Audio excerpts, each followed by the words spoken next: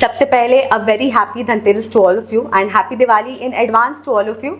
और आप सभी का दिवाली का त्यौहार बहुत अच्छा बने, बहुत अच्छा हो, बहुत अच्छे से बीते और लक्ष्मी माँ की और गणेश जी का आशीर्वाद आप सभी पर बना रहे। तो हम हिंदू लोग बहुत सारे फेस्टिवल सेलिब्रेट करते हैं, उसमें से दिवाली बहुत बड़ा फेस्टिवल है जो हम सेलिब्रेट करते हैं। तो सेलिब्रेट तो हम सभी करते हैं, लेकिन हमको पता नहीं रहता कि हम क्यों दिवाली मना रहे हैं। तो पहले तो कितने लोगों को पता है कि दिवाली क्यों मनाया जाता है? आप ही लोग से पूछ रही हूँ, क्यों दिवाली क्यों मनाया जाता है? बताइए बताइए, दिवाली क्यों मनाया जाता है? राम जी 14 वर्ष के बाद वनवास से घर आए थे। जब राम जी 14 वर्ष का वनवास करके घर आए थे, अयोध्या आए थे, तो हम दीप जला के पूरा खुशियां मनाते हैं, इसलिए उसे दीपावली कहते हैं। लेकिन लक्ष्मी माँ की पूजा क्यों की जाती है? क्योंकि आज के दिन वो जो मंथन हुआ था ना, अमृत का मंथन, ये चीज बहुत लोगों को नहीं पता है। लोग ये जानते हैं कि जब राम जी आए थे 14 वर्ष का वनवास करके, तो इसलिए हम दिवाली मनाते हैं। लेकिन लक्ष्मी जी की पूजा इसलिए की जाती है क्योंकि जब सतयुग था, तो सतयुग में जब समुद्र मंथन किया गया था, तो 14 रत्न निकले थे समुद्र मंथन से।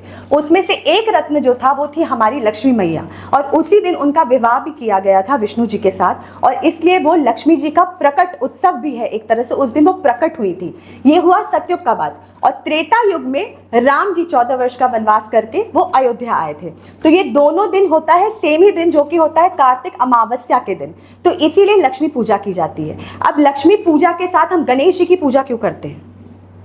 जनरली कोई भी देवी की पूजा होती है उनके पति के साथ, लेकिन गणेश जी उनके हस्बैंड नहीं है, उनके पति नहीं है। उनके साथ उनकी पूजा क्यों की जाती है? किसी को पता है?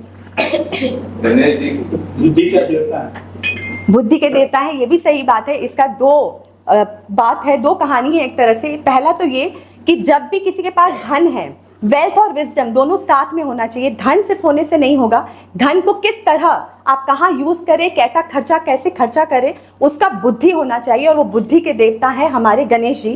और दूसरी कहानी इसकी ये है, एक पौराणिक कहानी है, जिसमें कि एक बार लक्ष्मी जी को बहुत घमंड हो जाता है कि मेरी पूजा करके सबको धान्य मिलता है। तो विष्णु जी को समझ आ जाता है कि इसे घमंड हो रहा है, कि ये मतलब इनको पूजने से धान्य मिलता है। तो इसलिए विष्णु जी ने उन्हें कहा कि आपको जब धान्य आप भले ही आप दे रहे हैं, लेकिन अभी भी आप कंप्लीट नहीं है, पूर्ण नहीं है, क्योंकि आप में माँ की ममता नहीं है। तो उनको ये बात बहुत खराब लगा और वो पहुंची पार्वती जी के पास, और पार्वती जी से कहा उन्होंने ये पूरी बात।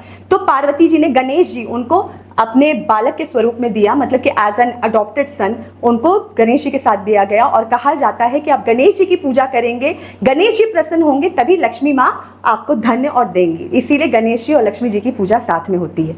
तो ये छोटी छोटी कहानियां हैं जो बहुत से लोगों को नहीं पता है, इसीलिए मैं ये वीडियो बना रही हूँ और आप लोगों से शेयर भी कर रही हूँ, ताकि जिनको नहीं पता है वो जाने। बिकॉज हम हिंदुओं को अपने सनातन धर्म के बारे में ज़रूर जानना चाहिए।